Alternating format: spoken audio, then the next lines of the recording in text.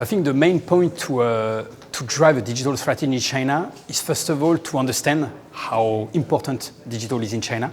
And so digital is important everywhere, but in China it's really a game changer. We talked during the presentation about the level of digital media consumption, which is fairly high, and especially the very low traditional media consumption. So this is the gap which is fairly important, more than the level of the digital media consumption itself. It's obviously a communication app, and that's how it initially started in 2011. The main idea was to get away from SMS. SMS in China was costing money. Every SMS you send was costing money. So there was a huge incentive to try and facilitate a free approach to communication.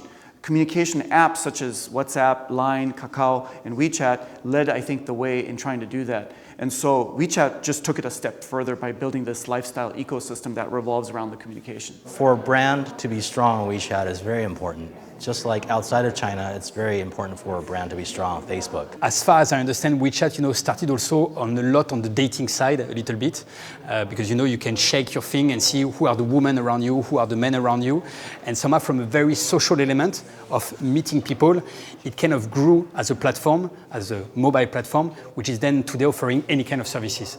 And I really see WeChat as kind of the illustration of this mobile, social, really Chinese kind of ecosystem. The way you would run WeChat programs and build your profile and build your audience on WeChat is not going to be the same way as you do it on Facebook. I think the biggest challenge is not so much on why to use it, but how to use it. So I think if you look at companies, and there are several of them out there, one is Burberry. I think they do an excellent job on promoting their products and services through our app. Their official account is very interesting, so I think they do a very good job. This is so important because this is where we're going to lay the groundwork. We're going to create targeted user groups based on the data we've been collecting, and these groups are going to serve us down the road when we want to move in the direction of a targeted content strategy.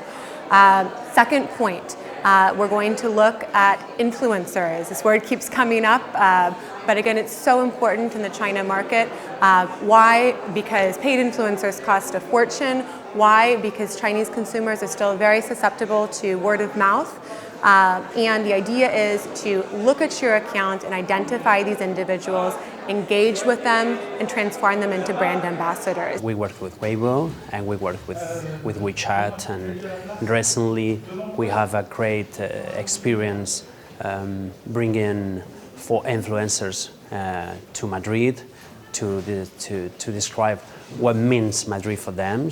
They were feel free to describe the city as they want, and it was successful because we increased our presence in WeChat more than 500% just in a few days. In China, targeted advertising is really important. People like to have the right ads shown to them. There's a great example from BMW when WeChat ads actually launched, where two friends, one got served a BMW ad and the other one didn't, and the one that didn't was actually upset. He wasn't perceived to be that right consumer for BMW.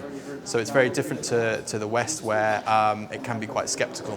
Displaying QR codes, not just in their China boutiques, not just on the packaging in China, but displaying QR codes in their European boutiques. So for an example, Dolce & Gabbana has done this very well. They've integrated QR codes in their global boutiques.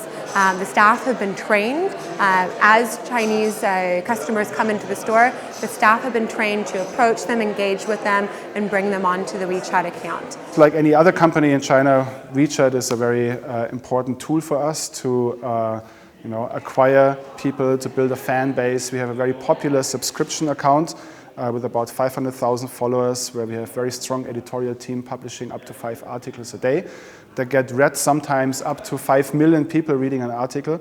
That's on the one hand. On the other hand, we also use it as a sales channel and a CRM tool with our service account. We found the keys to join the WeChat is you first have to publish more content to let people know that you are active. Second is you have to answer people's questions in real time very fast. So I think that's the key. So basically, there's no secret. Behind the secret is you have to service them faster and better. Because WeChat has basically paved the way of all the level of services that we are just starting to think about in the Western world. For WeChat, I believe that its biggest challenge is going to be looking at new competitors coming into the market. The landscape is always going to be changing. The Chinese landscape is much more dynamic than the Western landscape, in my opinion. I think one interesting thing is to look at how Facebook handles China. If Mark Zuckerberg could actually get into China, I think that would really affect WeChat and their audience size and how they work with brands.